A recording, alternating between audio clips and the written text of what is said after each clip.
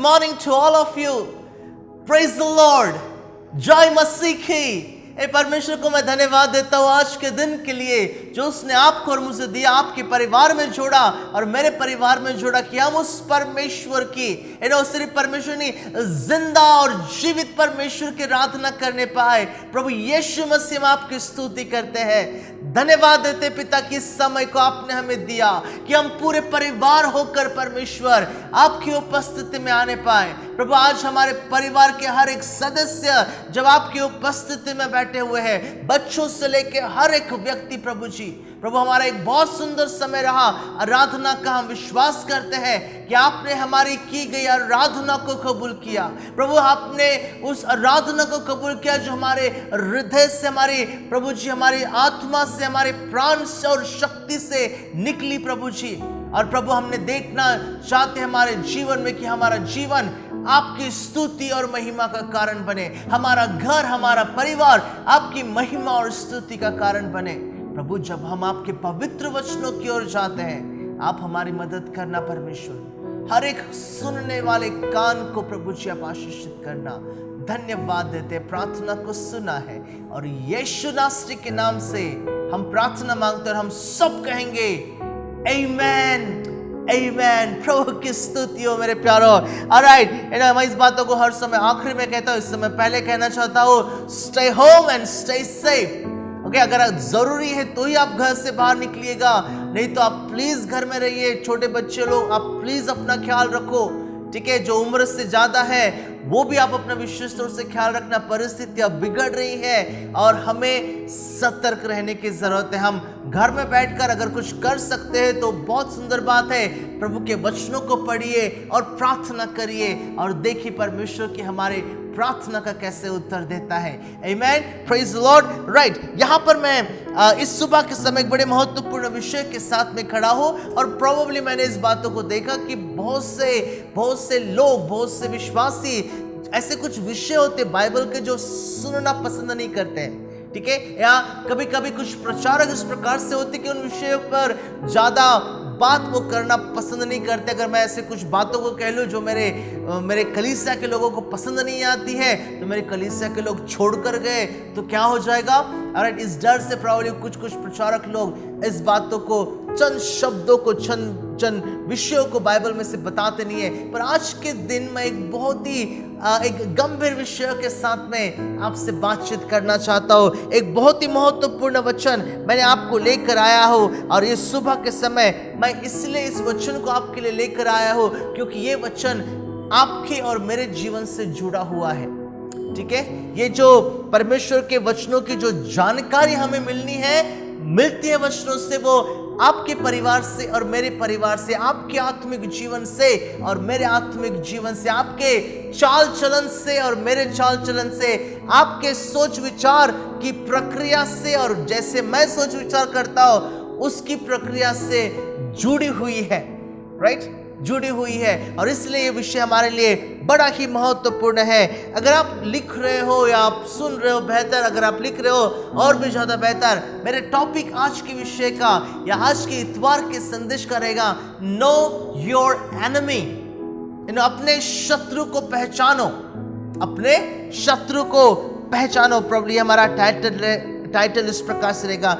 ये बड़ी मूर्खता की बात हो जाती है अगर हमारे देश की जो बॉर्डर है, हमारे देश के जो आसपास के नेबरिंग कंट्रीज है, वो अपनी जगह को छोड़कर हमारे जगह पर वो घुसपैठ करे, अपनी बॉर्डर को छोड़कर हमारे बॉर्डर में आकर अपना कब्जा जमाने लगे और हमारे जो सैनिक है वो कुछ ना करे, जैसे कि वैसे खड़े रहे। नहीं, ये तो बड़ी मूर्खता। नहीं, आज के दिन और इन दिनों में तो कुछ ज्यादा ही हमारे सैनिक जो है, बॉर्डर पर के सैनिक जो है, वो हमारे जो सीमा की रक्षा बहुत ही सुंदर रीति से कर रहे हैं। हर दिन वो रात और दिन वो जागते रहते हैं, वो देखते रहते हैं कि कोई भी घुसपैठी, कोई भी आतंकवादी, कोई भी दूसरे राष्ट्र का व्यक्ति हमारे जगह पर नहीं, हमारे जगह के ऊपर कब्जा न करे। और ये बड़ी महत्वपूर्ण बात है। हमारे देश की जो आर्मी है, वो जवान जो है अपनी देश की सुरक्षा करते हैं, हमारे देश की बॉर्डर की सुरक्षा करते हैं ताकि हमारा देश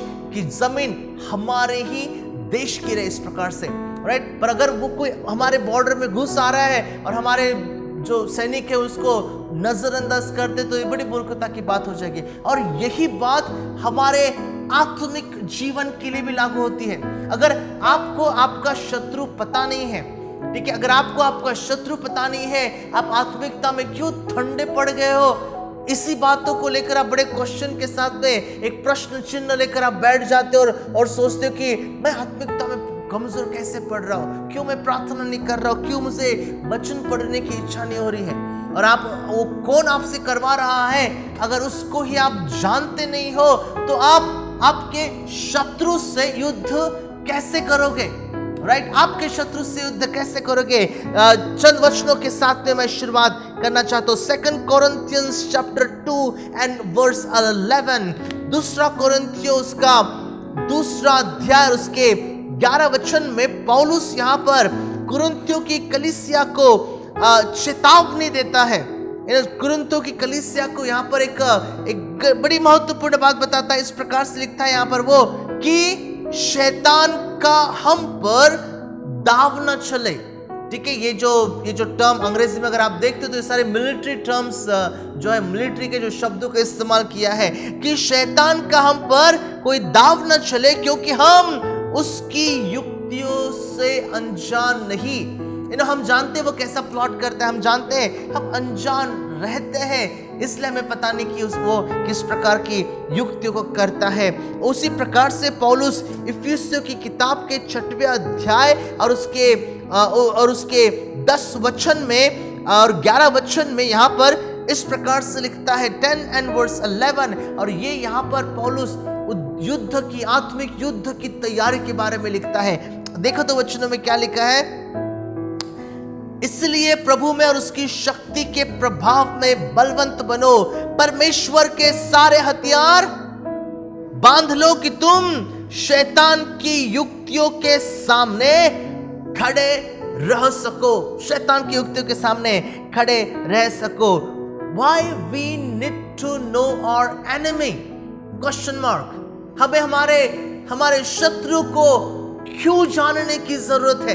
ये बड़ा सा प्रश्न है, आपको भी प्रश्न रहा होगा और मुझे भी प्रश्न आया था। और मेरे प्यार उस प्रश्नों का जो उत्तर है हम परमेश्वर के वचनों से हम देखेंगे, पाएंगे और देखेंगे कि परमेश्वर का वचन उस प्रश्न के बारे में क्या कहता है। हम में से बहुत से लोग जो उद्धार प्राप्त किए हुए लोग हैं, हम में से बहुत से लोग आशीषों को समझते हैं, हम में से बहुत से लोग चंगाई के बारे में जानते हैं, हम में से बहुत से लोग शांति और दया के बारे में बहुत सी बातों को परमेश्वर के वचनों से जानते हैं। और ये बड़ी अच्छी बात है कि हम इन विषयों को जाने, पर हमें बहुत ही कम नॉलेज रहता है। हमें बहुत ही कम जानकारी रहती है हमारे शत्रु के बारे में। ठीक है, बहुत कम जानकारी रहती है और शायद से ये इसलिए होता है क्योंकि हम उसके बारे में जानना नहीं चाहते हैं, या इसलिए होता है कि कोई हमें बताने वाला नहीं है। ठीक है, 2 कारण प्रॉब्लम इसके हो सकते हैं, या तीसरा कारण हो सकता है उसका कि शैतान हमें अंधेरे में रखता है। जिस प्रकार से वचन कहता है, उसने आंखों के ऊपर पट्टी बांध के रखी है। ठीक है, सुसमाचार की बात जब आती है तो लोगों के आंखों के ऊपर पट्टी बांध के रखी है, लोग सत्य को न जाने। राइट, हमसे कुछ बातें छिपाई जाती है, राइट, और हम जानते नहीं इस बातों को। और शैतान जो हमारा शत्रु है वो भी हमसे बहुत सी बातों को छुपा के रखता है ताकि हम उसके बारे में जानने न पाए। परमेश्वर के वचनों में जब मैं गया तो परमेश्वर के वचनों में भी बहुत कम मात्रा में जानकारी है।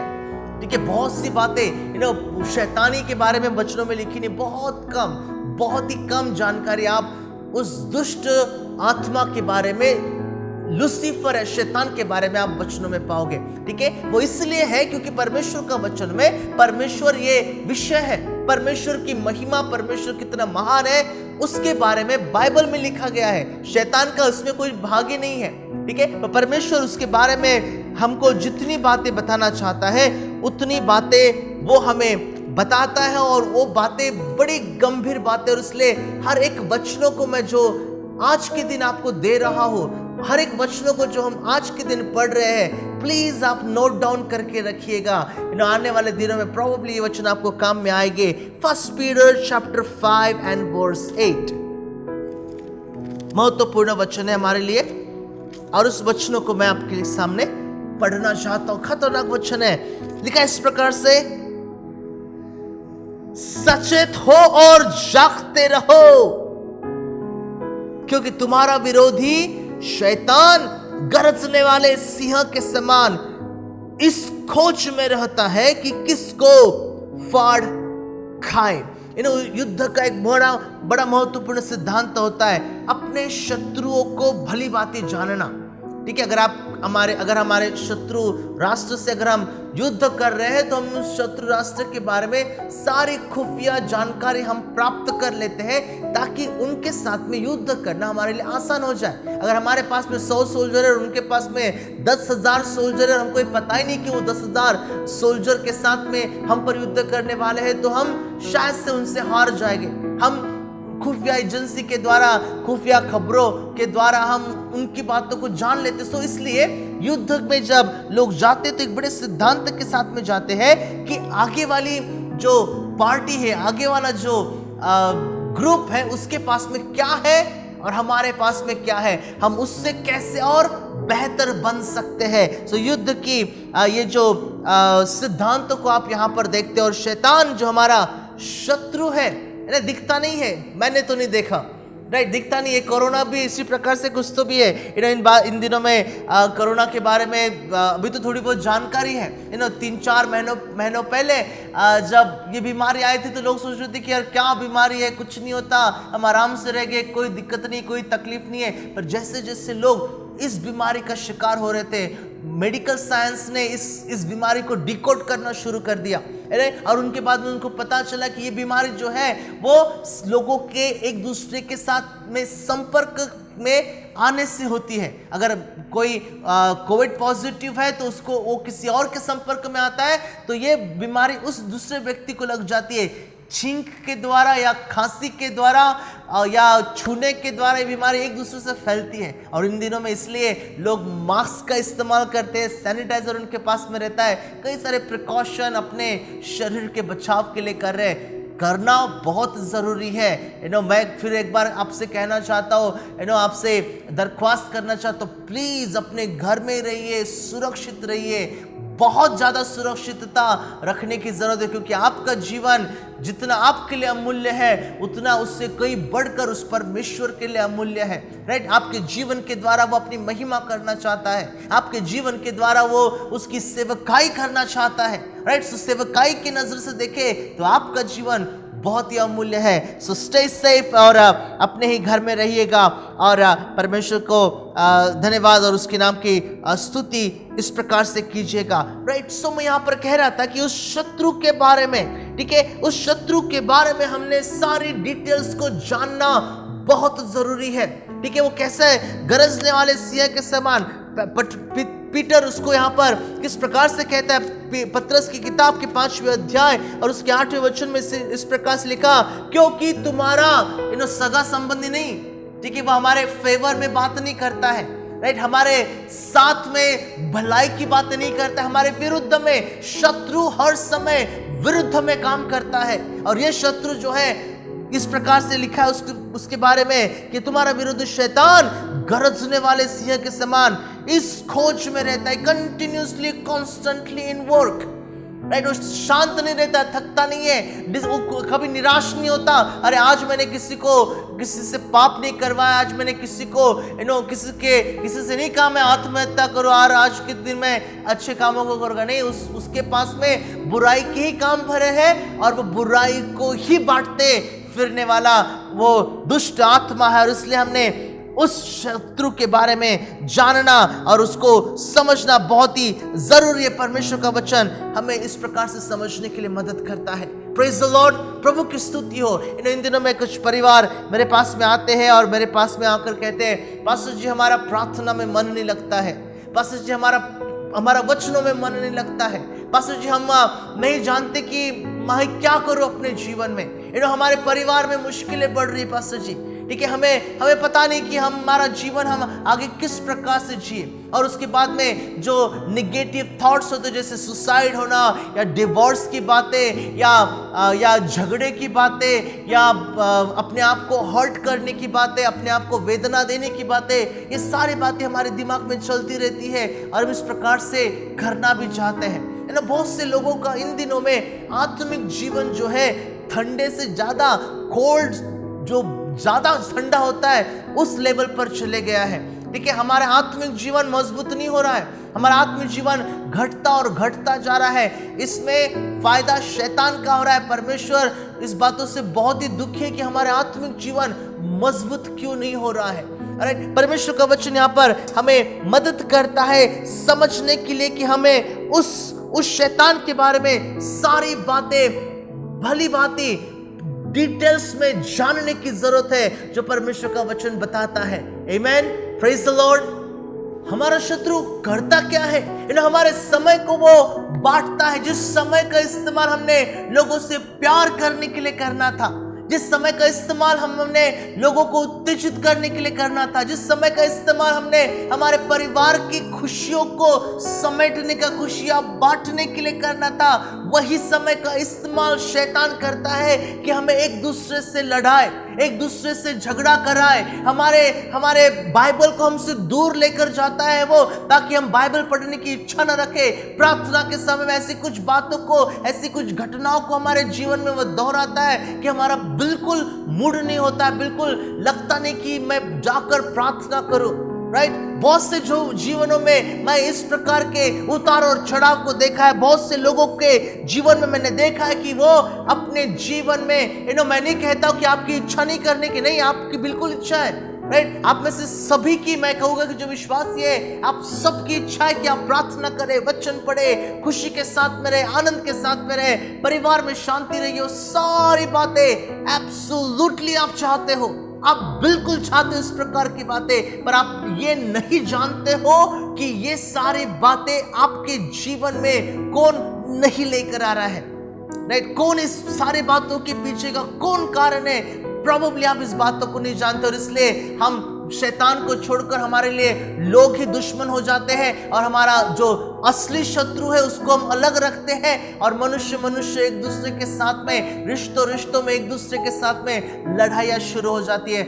मैं आपसे कहता हूँ, शत्रु को पहचानो, आपके शत्रु को जो शैतान है उसको पहचानो, और देखो परमेश्वर का वचन उसके बारे में क्या लिखता है। पतरस यहाँ पर क्यों कहता है इस प्रकार से, 1 पीटर चैप्टर 5 एंड वर्स 8 में पतरस यहाँ पर इसलिए कहता है क्योंकि पतरस ने अपने जीवन में उस शैतान के उस युक्तियों के उस चक्रव्यूह में फंस चुका था पतरस। राइट, जब प्रभु यीशु मसीह को लोगों ने, रोमियो के सैनिकों ने पकड़ कर लेकर गए और पतरस को पूछते हैं सैनिक लोग, क्या तू उसमें से है? वो कहता कि नहीं, मैं नहीं हूं उसमें से, मैं तो उस व्यक्ति को जानता भी नहीं हूं। और इस प्रकार से प्रभु यीशु को उसने 3 बार लोगों के सामने पब्लिकली थोड़े से समय के लिए इनकार कर दिया। कितनी दुखद बात उसके जीवन के लिए। और उसके बाद में जब मुर्गा बांग देता है, उसके बाद में जो पतरस है वो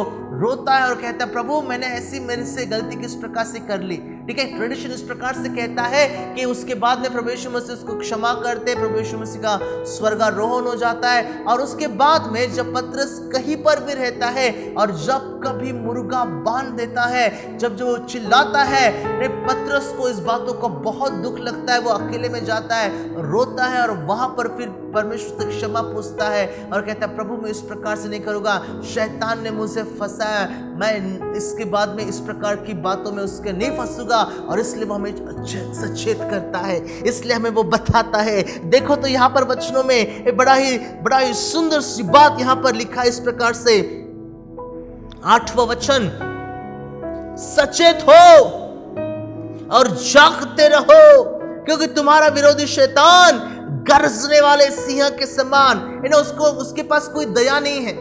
ठीक है, उसके पास कोई दया नहीं है, और वो उसका जो काम है, प्रभु यीशु मसीह के शब्दों में अगर प्रभु यीशु मसीह बताते तो कहते इस प्रकार से, चोर आया चोरी करने, घात करने और हत्या करने के लिए। तो उसके पास में और दूसरी बात तो कि आप अपेक्षा ही मत रखो।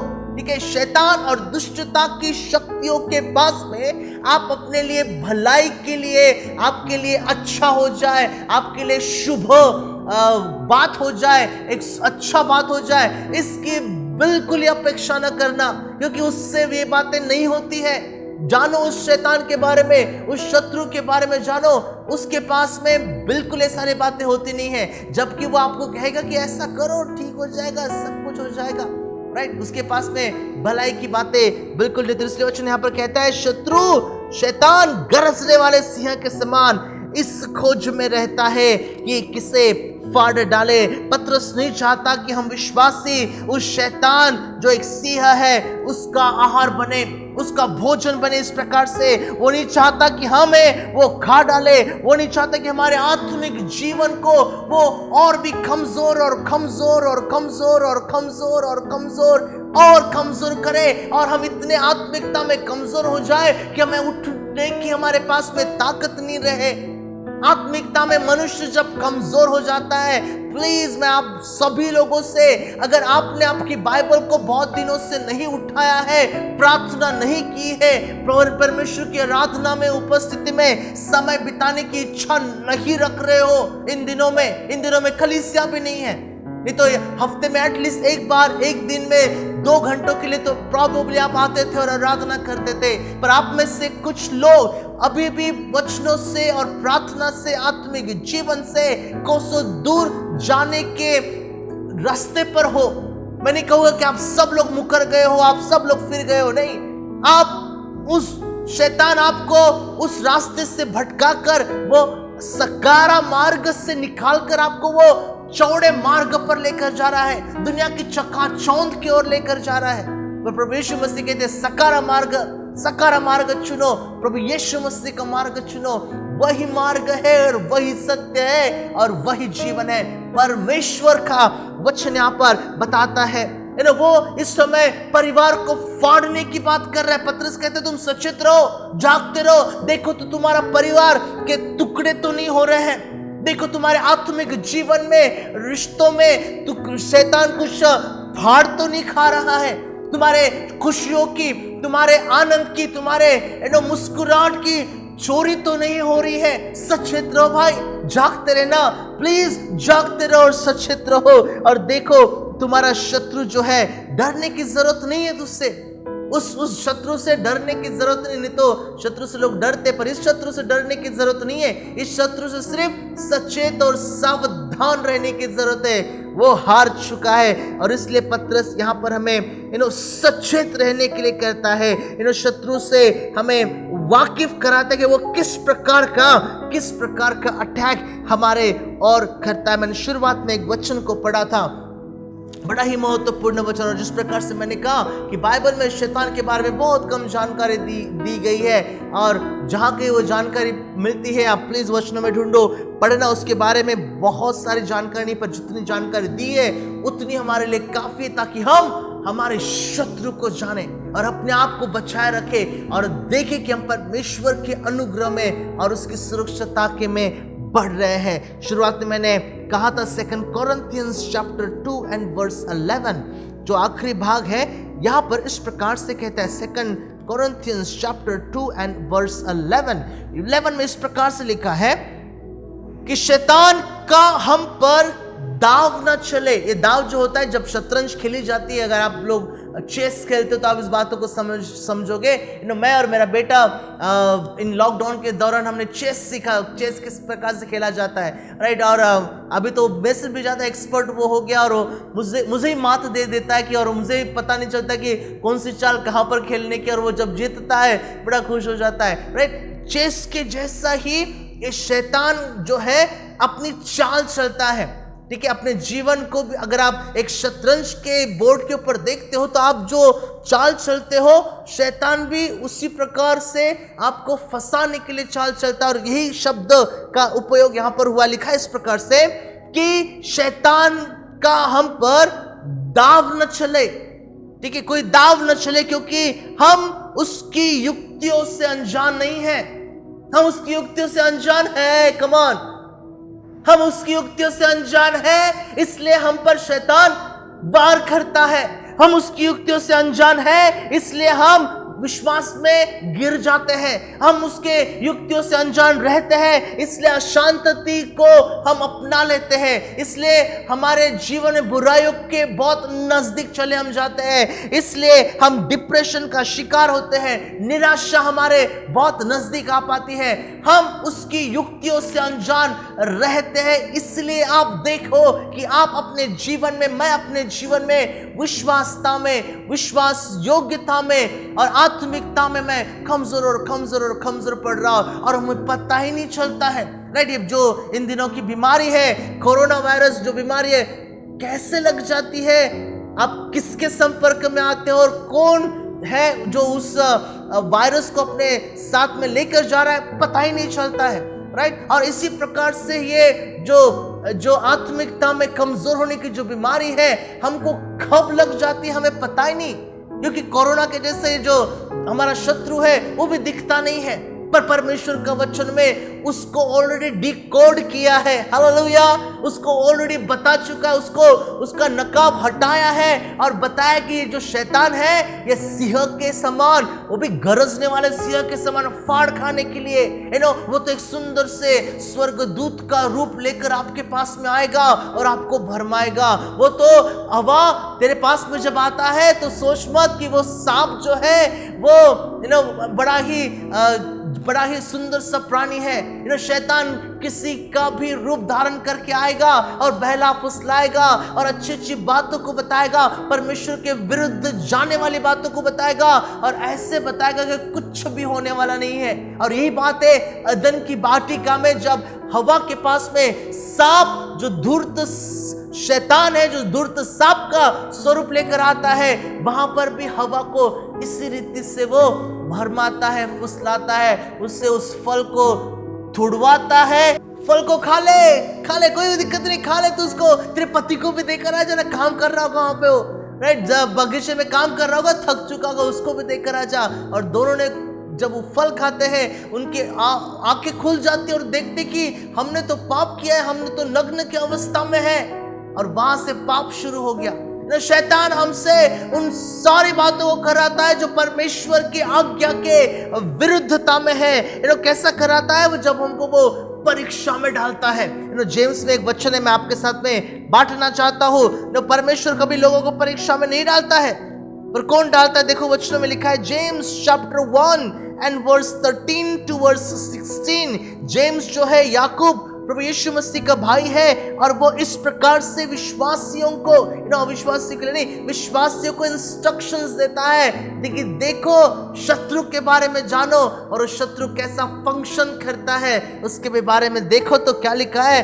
फर्स्ट पहला अध्याय 13 वचन से लेकर तो 16 वचन तक लिखा इस प्रकार से, जब किसी की परीक्षा हो तो वह यह न कहे कि मेरी परीक्षा परमेश्वर की ओर से होती है, क्योंकि न तो बुरी बातों से परमेश्वर की परीक्षा हो सकती है और न वह किसी की परीक्षा आप करता है, परंतु प्रत्येक व्यक्ति अपनी ही अभिलाषा से खींचकर और फंसकर परीक्षा में पड़ता है। उसके बाद का रिजल्ट, फिर अभिलाषा गर्भवती होकर पाप को जनती है, और पाप जब बढ़ जाता है तो मृत्यु को उत्पन्न करता है। दूसरे शब्दों में, पाप की मजदूरी तो क्या है? क्या है पाप की मजदूरी? मृत्यु है। राइट, पाप की मजदूरी तो मृत्यु है। अभिलाषा जब गर्भवती होती है तो पाप को जन्म देती है, और पाप अल्टीमेटली मृत्यु की ओर ले जाता है। शैतान भी हमें मृत्यु की ओर ले जाना चाहता है। अनंत काल के मृत्यु जो नरक है उस जगह पर ले जाना चाहता है। परमेश्वर का वचन हमारे लिए एक बहुत बहुत बहुत बड़ी आशा है मेरे प्यारों। परमेश्वर का वचन हमें आशा दिलाता है कि प्रभु यीशु मसीह में हम उस अनंत जीवन, उस स्वर्गीय स्थानों के वारिस है। प्रभु का वचन कहता है, शैतान हमारे कमजोरियों का फायदा उठाता है। वो जानता है आपकी कमजोरी क्या है, वो जानता है आपकी वीकनेसेस क्या है, वो जानता है आप कौन सी जगह पर मजबूत हो, आप कौन से जगह पर आप हल्के हो या आप कमजोर हो, इस प्रकार से, और वो आपकी कमजोरी का इस्तेमाल करना चाहता है और शरीर के सुख विलास के लिए। ऐसा लिखा है यहाँ पर, कोई परमेश्वर किसी को परीक्षा में नहीं डालता है, पर प्रत्येक व्यक्ति अपनी अभिलाषा से खींचकर, अगर आपको शरीर को तृप्त करने की अभिलाषा है, आप शरीर के लिए जीते हो, आप अपने सुख चैन विलास के लिए कुछ भी कर सकते हो।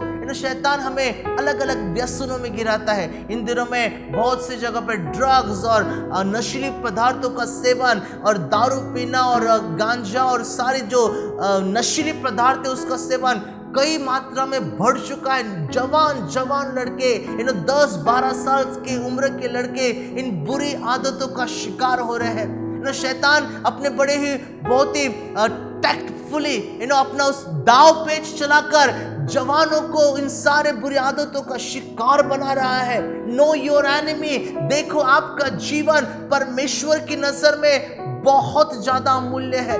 आपके जीवन में कमजोरियों के ऊपर शैतान बिल्कुल सामना, आप शैतान कोई अधिकार न चलाए। हालेलुया। अपने जीवन को प्रोटेक्ट और मजबूत करके रखना। इन दिनों में शैतान परिवारों में भी अशांति को फैला रहा है। कई सारे परिवारों में एब्सोल्युटली सो मेनी फैमिलीज अशांति का माहौल है। शब्दों से, कड़वाहट से, रिश्तों में मजबूती नहीं होने के कारण। और हम यहाँ पर सोचते कि मेरा आगे वाला जो व्यक्ति है, जो मुझे बुरी भली बातें बता रहा है, वही मेरा शत्रु है, वही बुरा व्यक्ति है। हम भूल जाते कि ओरिजिनली हमारा शत्रु कौन है। अगर हमारे परिवार में अगर प्रभु यीशु मसीह की सही में उपस्थिति है, मैं जो चेहरा बनाते हैं या जो फिक्शन से या जो मैं क्या कहूँ, किस शब्दों का इस्तेमाल करूँ, दिखावटी विश्वासी जीवन दिखाते हैं, मैं उसकी बात नहीं कर रहा हूँ। मैं ओरिजिनल विश्वासियों की बात कर रहा हूँ, जो सही में परमेश्वर से अपने सारे प्राण, अपने सारे हृदय के साथ में प्रार्थना करते हैं, अपने संपूर्ण हृदय के साथ में प्रार्थना करते हैं और उसको आदर देते हैं। उसके परिवार में शैतान वार कर ही नहीं सकता है। बताना चाहता हूं, शैतान हारा हुआ है और उसको उसी जगह पर, उसकी जगह हमें दिखाने की जरूरत है। वो अपनी जगह को जानता है पर भूल चुका कि वो नरक का है, नरक में जाएगा। मैंने उससे अपनी जगह दिखाने की जरूरत है। आमेन।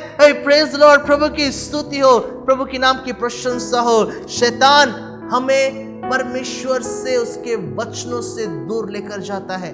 ठीक है, शैतान की जो दाव पेच जो है मैं कह रहा हूँ, शैतान हमें कमजोरियों का फायदा उठाता है। शैतान हमें बहला फुसलाता है। शैतान हमारे परिवार में अशांति का माहौल पैदा करता है, मिसअंडरस्टैंडिंग पैदा करता है। शैतान हमारे जीवन में जो नहीं चाहिए वो सारी बातों को लेकर आता है। और आत्मिक बातों की बात करूँ तो शैतान हमें वचनों से दूर ले जाना चाहता है। आप मुझे बताओ, विदाउट हथियार के, हथियार नहीं है तो आप कैसे युद्ध करने पाओगे? अगर आप बॉर्डर पे जाते हो, वहां पे खड़े रहते हो और शत्रु आपके सामने, आपके पास में हथियार ही नहीं है, कैसा युद्ध वहां पर करोगे? प्रोबेबली आप हार कर वापस आओगे। आपको सरेंडर करना पड़ेगा, आपको वहां पे अपने आप को समर्पित करना पड़ेगा। आई सरेंडर, मुझे मत मारो, मैं आपका गुलाम बनना चाहता हूं। और बहुत सारे लोगों इसी प्रकार से अपने आप को शैतान के हवाले कर देते हैं। यीशु मसीह के बारे में वचन इस प्रकार से कहता है, प्रभु यीशु मसीह की भी शैतान ने परीक्षा की और प्रभु यीशु मसीह ने उसको कैसा उत्तर दिया? वचनों में ऐसा लिखा है, प्रभु यीशु मसीह ने उसको वचनों से उत्तर दिया और कहता है, लिखा है, वचनों में लिखा है। प्रभु यीशु मसीह ने वचनों का इस्तेमाल किया शैतान से लड़ने के लिए, आपके शत्रु से लड़ने के लिए। आपको परमेश्वर का वचन जो हथियार है मेरे प्यारो, चलाना कैसा चलाया जाता है सीखने की जरूरत है। अरे प्रभु को धन्यवाद देता हूं मैं कि परमेश्वर ने हमें सारी बातें उसके वचनों में दिखा दिया है, लिख कर दिया है। ये हमारे लिए जो महत्वपूर्ण बातें हैं, सारी बातें उसके वचनों में है ताकि हम मजबूत विश्वासी बनने पाए। राइट। शैतान का दूसरा और एक दाव पे जिस प्रकार से कि हमें कलीसिया से दूर कराता है। ठीक है, हमको हमारे परिवार से वो अलग कराता है। कलीसिया जो आत्मिक परिवार है उससे दूर कराता है। हमारे परिवार में प्रार्थना में हमको वो कमजोर करता है। प्रार्थना में बहुत सारे परिवार कमजोर कमजोर और कमजोर और कमजोर हो जाते हैं और इस प्रकार से शैतान अपना दाव पेच हम पर चलाता है। पौलुस तो कहता है कि हम उसके दाव और उसके युक्तियों से अनजान नहीं है, पर हम अनजान है, हम अनजान रहते हैं, हम नहीं जानना चाहते उसके बारे में, इसलिए हम अनजान हैं। परमेश्वर के वचनों को पढ़ो, सारे डिटेल्स उस दुष्ट के उस जो हाकिम है उसके बारे में लिखी है। कम डिटेल्स है पर जितनी हमको जरूरत है वो सारी डिटेल्स आप यहाँ पर पाओगे। आमेन, प्रेज द लॉर्ड। और देखो कि परमेश्वर का वचन वहां पर क्या कहता है। और इसलिए मैं आपको इस समय प्रॉब्ली आखिरी 2 वचनों की ओर ले जाना चाहता हूं। इफिशियंस चैप्टर 6 और उसके चंद वचन और बड़े ही महत्वपूर्ण वचन है। प्रॉबेबली मैं एक्सप्लेन नहीं करूंगा, पर देखो तो वचनों में क्या लिखा है। यहाँ पर Ephesians chapter 6 and verse 10 onwards लिखा है इस प्रकार से, इसलिए प्रभु में और उसकी शक्ति के प्रभाव में बलवंत बनो, परमेश्वर के सारे हथियार बांध लो कि तुम शैतान की युक्तियों के सामने खड़े रह सको, क्योंकि हमारा यह मलयुद्ध लहू और मांस से नहीं परंतु प्रधानों से और अधिकारियों से और इस संसार के अंधकार के हाकिम से और उस दुष्टता की आत्मिक सेनाओं से है जो आकाश में है। इसलिए क्या करने के लिए कहता है वचन 13 में, इसलिए परमेश्वर के सारे हथियार बांध लो कि तुम बुरे दिन में सामना कर सको और सब कुछ पूरा करके स्थिर रहो। कौन से हथियार है आप देखो वचनों में, ठीक है, हम भी साथ में ढूंढने की कोशिश करेंगे कौन से हथियार है यहाँ पे। इसलिए सत्य से अपनी कमर कसकर, पहला शस्त्र जो हमें बांधने के लिए वो कहता है वो क्या है, सत्य से अपनी कमर कसकर और धार्मिकता की झिलम पहनकर। दूसरा शस्त्र क्या है, धार्मिकता की झिलम पहनकर और पांव में मेल के सुसमाचार की तैयारी के जूते पहनकर। तीसरा शस्त्र, और इन सब के साथ विश्वास की ढाल लेकर। चौथा शस्त्र, स्थिर रहो जिससे तुम उस दुष्ट के सब जलते हुए तीरों को बुझा सको। उसके बाद में पांचवा शस्त्र, उद्धार का टोप। छठवां शस्त्र, आत्मा की तलवार जो परमेश्वर का वचन ले लो। और सातवां शस्त्र, हर समय और हर प्रकार में आत्मा में प्रार्थना और विनती करते रहो। और इसीलिए यहां पर भी लिखा है, पत्रस कहता है जागते रहो, सचेत रहो। पौलुस भी कहता है सचेत रहो। ये कोई कोइंसिडेंस नहीं है। परमेश्वर हमें एक बहुत ही गंभीर इंस्ट्रक्शंस देना चाहता है। शत्रुओं जब सामना करते हैं, शत्रु का जब सामना करना है, सचेत रहो। शत्रु कब आप पर वार करेगा आपको पता नहीं, और आपको बता के वार नहीं करता है वो।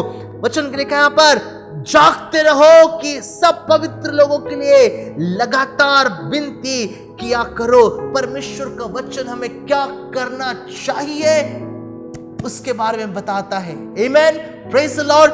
4 बातों को मैं बताना चाहता हूं और उसके बाद में हम प्रार्थना करेंगे। जब आप आत्मिक हथियारों के साथ सुसज्जित रहते हो तभी उसका सामना कर सकोगे। आमेन।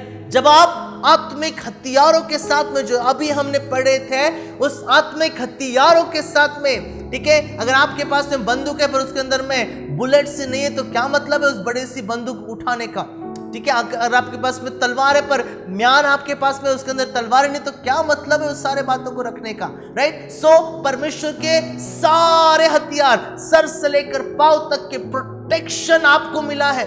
प्रोटेक्शन, कंप्लीट प्रोटेक्शन आपके लिए परमेश्वर का वचन बताता है इस प्रकार से कि शत्रुओं का सामना करना है, अंधकार की शक्तियों का सामना करना है, दुष्टता की शक्तियों को मार गिराना है, राइट, करना है तो उसके शस्त्रों को पहन लो।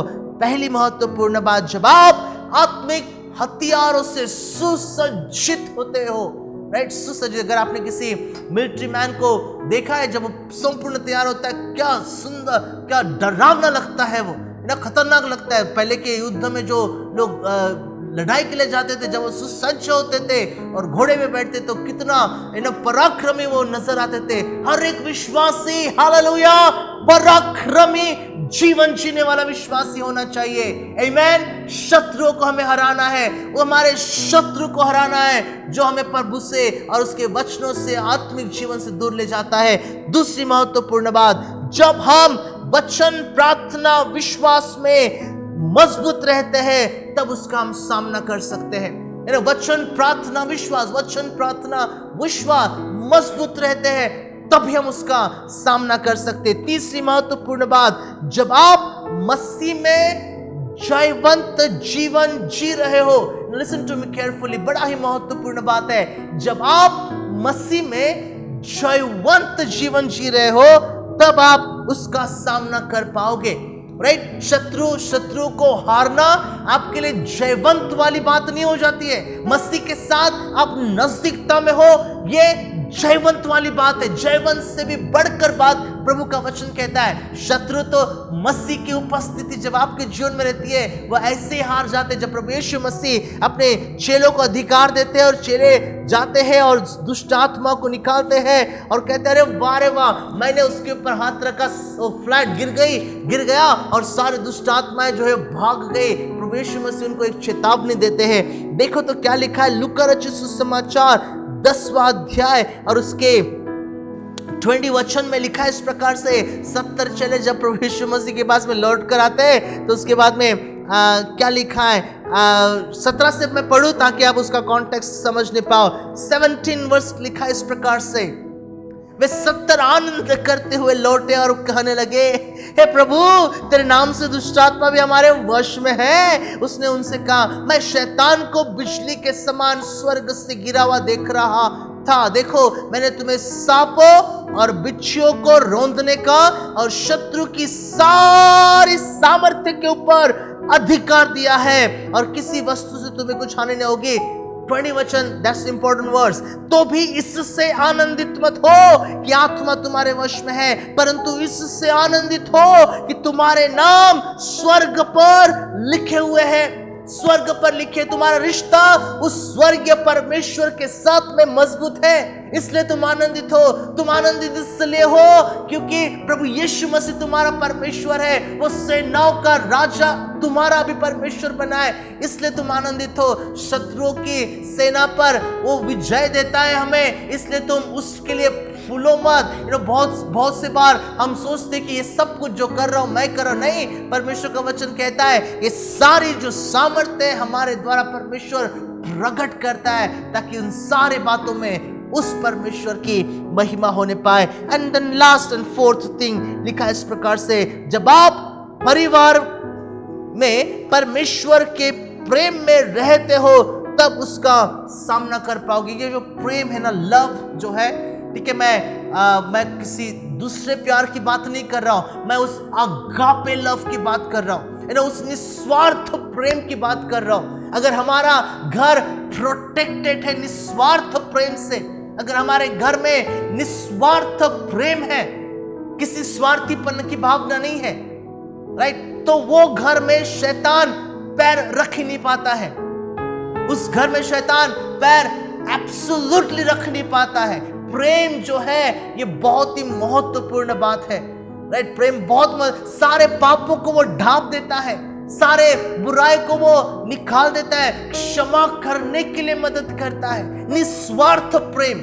और शैतान बिल्कुल नहीं चाहता कि हम इस प्रकार से जीवन जिए, पर परमेश्वर के वचनों में 4 बातें बड़ी महत्वपूर्ण हमें इस समय बताता है। पहली महत्वपूर्ण बात, let me just really quickly repeat it, 4 महत्वपूर्ण बात, और उसके बाद हम प्रार्थना करेंगे। जब आप आत्मिक हथियारों से सुसज्जित होते हो तब आप उसका सामना कर पाओगे। सेकंड थिंग, जब हम वचन, प्रार्थना और विश्वास में अपने आप को मजबूत करते हैं तब हम उसका सामना कर पाएंगे। जब आप मसीह में जयवंत जीवन जीते हो, ठीक है, आपकी जड़ें मसीह में डीपली रूटेड है, ठीक है, बहुत ही गहराई में उसकी जड़ें गई है आपकी मसीह में, तब आप उस दुष्ट का सामना कर सकते हो। और चौथी और बड़ी महत्वपूर्ण बात, जब हमारे जीवन में, परिवार में प्रेम रहता है, परमेश्वर का अगापे प्रेम, निस्वार्थी प्रेम रहता है, तो हम उसका सामना कर सकते हैं। आमीन। मेरी प्रार्थना आप सबके लिए और विशेष तौर से सारे परिवार के लिए है कि परमेश्वर की शांति और उसका प्रेम जो सारी कल्पनाओं से, सारी ऊंची बातों से बहुत बड़ा है, आपके हृदय में वास करे और आपका परिवार आशीषों का कारण बने। आपका परिवार परमेश्वर के आनंद का एक सोता बने, जहां से लोग देखें कि यार ये परिवार में तो आनंद उमड़ रहा है, इस परिवार में तो खुशियों की कोई सीमा ही नहीं है, हर एक दिन इनके परिवार में आनंद ही आनंद से भरा हुआ है। क्या कारण है भाई? क्या कारण है तुम्हारे घर में कि तुम्हारे घर से सिर्फ आनंद की ही आवाज आती है, खुशियों की और मुस्कुराहट की आवाज आती है? क्या कारण है? जब हम हमारे शत्रु को अगर हम जब जान जाते हैं तो परमेश्वर का वचन मदद करता है कि हम बेहतर रीति से और ज्यादा बेहतर रीति से हमारे आत्मिक जीवन में मजबूत हो जाए और देखें कि परमेश्वर की आशीष और परमेश्वर की योजना हमारे जीवन के लिए उसने क्या करके रखी है। And father god we just thank you lord. पिता जी हम आपको धन्यवाद देते हैं प्रभु। आपका वचन हमें कई सारी बातों को बताता है प्रभु जी। हमें हमारे शत्रु को जानना है प्रभु। हम कमजोर पड़ जाते हैं और हमें पता नहीं कि हम कमजोर पड़ रहे हैं। हम पापों में गिरते हैं और हमें पता ही नहीं कि हमारे जीवन से हम गलत कर बैठे हैं और गलत कर रहे हैं प्रभु। हमें लगता है कि हम हमारे नजर में सही है प्रभु। बहुत सी बार हमें हमारी गलतियों का एहसास भी नहीं होता है कि हम जो कर रहे हैं वो सही नहीं कर रहे हैं। और प्रभु हम प्रार्थना करते हैं पवित्र आत्मा आप हमारे हृदय से बात करना। आपका वचन सारी बातों को प्रभु जी हमें स्पष्ट करता है, क्योंकि आपका वचन दो धारी तलवार से भी तीक्ष्ण है और सब आर पार निकल जाता है प्रभु आपका वचन, और हमें बताता है, मदद करता है समझने के लिए कि हमें किस जगह पर झुकना है, किस जगह पर हमने आपकी महिमा करनी, किस जगह पर मुझे क्षमा पूछने, किस जगह पर मुझे तेरे आपके वचनों के अनुसार चलना है, किस जगह पर वचनों का सहारा मुझे लेना है, किस जगह पर मुझे शांत रहना है प्रभु। सारी बातें आपका वचन ही हमें बताता है। और इसलिए पिता आप हमारी मदद करना कि हम शैतान को और उसके दाव को हमारे जीवन में, उसकी युक्तियों को हमारे जीवन में कभी भी किसी भी थोड़े क्षण के लिए क्यों ना हम बिल्कुल स्थान न दें, पर हमारा जीवन जो आपके आत्मा का स्थान है, जहां पर आपकी पवित्र आत्मा वास करती है, जो आपका मंदिर है, उसमें प्रभु सिर्फ और सिर्फ आपकी ही महिमा हमारे जीवन के द्वारा होने पाए। हम आपको धन्यवाद देते हैं कि आपने हमारी प्रार्थना को सुना। सारी बातों में आपको आदर देते हुए धन्यवाद के साथ में यीशु नासरी के नाम से हम प्रार्थना मांगते हैं। Amen and amen. Amen. Praise the Lord. प्रभु आप सबको आशीष करे। God bless you all. हम आप सबके लिए प्रार्थना कर रहे हैं। हम आप सभी को, जितने परिवार हमारे कलीसिया में आते हैं, हम आप सबको बहुत मिस कर रहे हैं। हमने सोचा कि आराधना जल्दी शुरू हो जाएंगे, एकत्रित आना, पर शायद से और थोड़ा और समय लग रहा है, पर कोई दिक्कत नहीं है। हम फिर भी प्रभु में और उसकी उपस्थिति में मिल तो जरूर रहे, राइट? परिवार होकर प्रार्थना तो कर रहे हैं ना, जरूर है ना। हमें उस शैतान को, उस शत्रु को हराना है, ठीक है? Praise the Lord. हे प्रभु आपको आशीष करे। Thank you for listening to me and God bless you.